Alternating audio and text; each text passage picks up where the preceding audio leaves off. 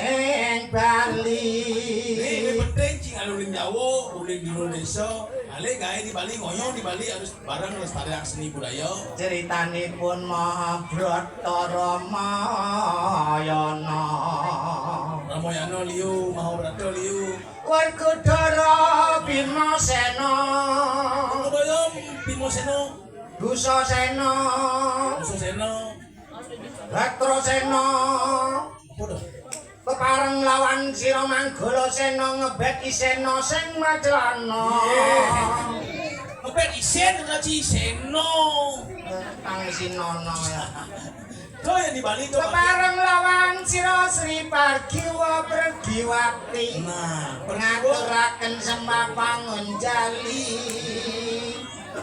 Yayi kula lakoni nang Kediri. Hah? Tuku meri, Beli meri. ancuk penli di Besutai. Wadah. Tuh orang gini gitu-gitu sama kunci. Tolong nih aku ngajarin seni budaya. Ayo ngomong urusan Apa? Pak, sakit lagi, Pak. Jadi apa nak kene, Bang? Hah? Lungguh kene ora apa-apa. Tak gejlak batukmu pisannya bentar lho. Pasang tangan kok gedepok ngono. Adi kedepok di. Pede ya. Gedak cuma depak bungut. Cewa aja ngomong nih. Ngomong kilo ngatos sama sekat boleh.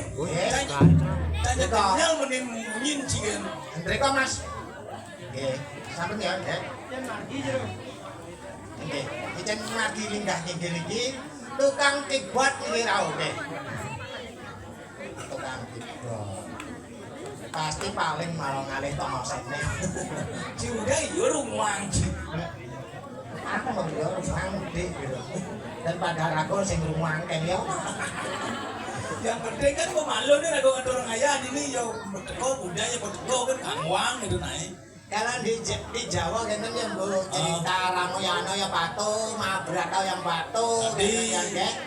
Kalau Ramayana nika Laksmana, Nah. Sinta, Belanda.